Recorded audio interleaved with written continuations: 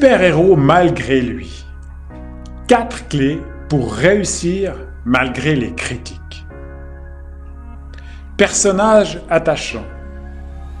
Saut acrobatique, éclat de rire. Super-héros malgré lui offre à Philippe Lachaud le meilleur démarrage cinématographique de ce début d'année 2022. Et pourtant, les critiques sont mitigées. L'humour est prévisible et le scénario manque de tension. Mais on prend plaisir devant l'histoire peu commune d'un personnage ordinaire. Le succès du film démontre que la perfection reste un élément parmi beaucoup d'autres sur le chemin du succès. Examinons ensemble comment le film obtient des résultats incroyables, sans être parfait. Si vous connaissez quelqu'un qui a des projets, cela pourrait bien l'intéresser. 1. Rester soi-même. Les discours édulcorés et le poker face sont autant de masques que nous pouvons revêtir pour montrer au monde que nous sommes parfaits et maîtres de la situation. Parfois, la perfection nous pousse à laisser notre authenticité de côté pour imiter un modèle. Mal dosée, l'exigence nous prive de tous ces détails qui nous rendent uniques et qui nous donnent des atouts que les autres n'ont pas. Elle nous fait fonctionner en marche forcée. Avec Super-héros malgré lui, Lachaud reste fidèle à lui-même. Il aime le cinéma depuis son enfance. Il en fait encore aujourd'hui et toujours avec ses 2 compères, Boudali et Arrouti. L'acteur explique qu'en travaillant avec les gens qu'il aime, il peut s'exprimer sincèrement. Il gagne du temps et va droit au but.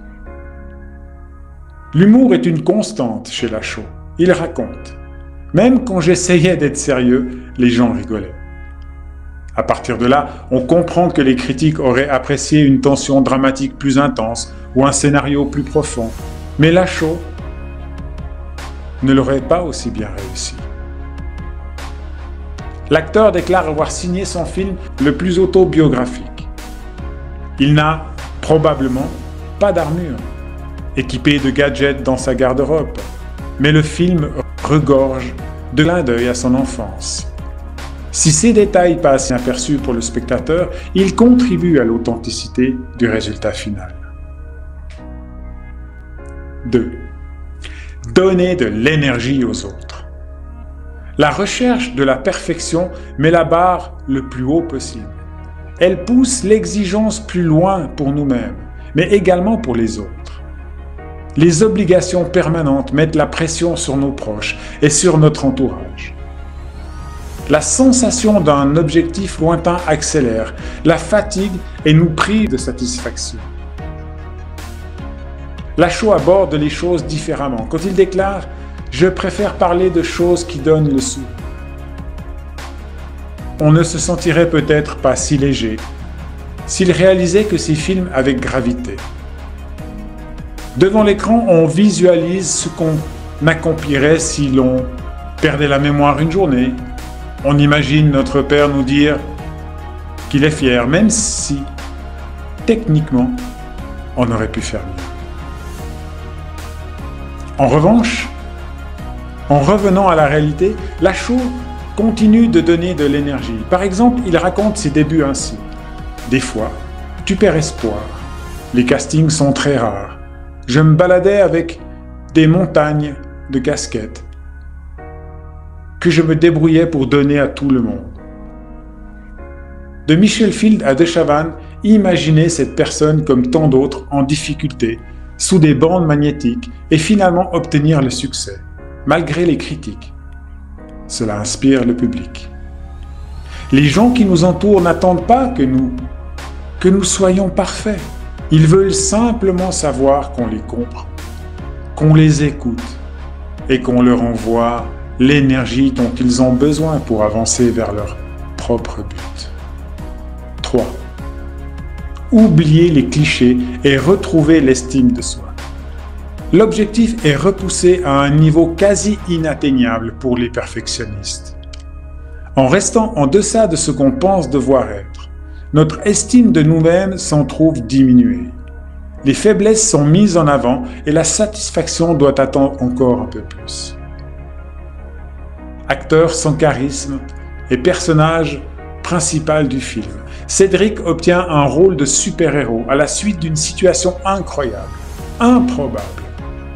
Lorsqu'il perd la mémoire et ne discerne plus son identité de celle de son personnage, il se trouve libéré à l'autocritique. Une étrange opportunité d'agir sincèrement s'offre alors à lui. Par ailleurs, ses compagnons hilars n'arrivent pas à lui faire admettre que l'actrice qui joue sa compagne attire trop de regards pour s'intéresser à un physique aussi commun que le sien. Et pourtant, Philippe Lachaud admet que ses fesses n'étaient pas assez musclées pour apparaître dans un film, que son costume contenait de faux muscles et qu'il a eu recours à une doublure pour réaliser les cascades. Mais il a bien été en couple avec Kim Kerici durant quelques années. La réalité dépasse parfois la fiction, en particulier lorsqu'on ne met pas l'exigence au bon endroit. 4. Tenter l'aventure façon super-héros malgré lui. L'inaction accompagne souvent la perfection. On peut tout reporter sous prétexte que ce n'est pas le bon moment, ou censurer ses projets parce que quelques détails de plus rendraient encore plus beau. Si la perfection nous tire vers le haut, elle possède cette fâcheuse tendance à nous faire manquer les opportunités. Comme j'aime à dire, vaut mieux fait que parfait. Julien Routy raconte: un jour on est arrivé, il y avait recouvert tous les murs de la salle à manger de ses parents avec du papier d'aluminium. C'était censé se passer dans l'espace. Et l'ami de Lachaud continue en expliquant sa rencontre avec Tarek Boudali. Il était suspendu à un poteau en train d'imiter Koala. Ce fameux Koala. Si je ne peux décemment pas vous conseiller de les imiter, pas officiellement du moins, force est de constater que l'anecdote a révélé une formidable opportunité pour les inséparables amis. L'audace a probablement écarté le trio de comiques de certains projets. L'histoire ne dit pas s'ils étaient jugés comme peu fiables ou amateurs. Ce qui est certain, en revanche, c'est qu'ils possédaient des maquettes quand d'autres artistes les plus exigeants étaient encore en train de peaufiner leurs projets. Une opportunité n'a d'intérêt que lorsqu'on la saisit. Réussir est une chose, mais pour prendre du plaisir dans la réussite, le plus simple reste d'oser, d'agir à sa manière et de donner le meilleur de soi-même. C'est ainsi qu'un beau matin,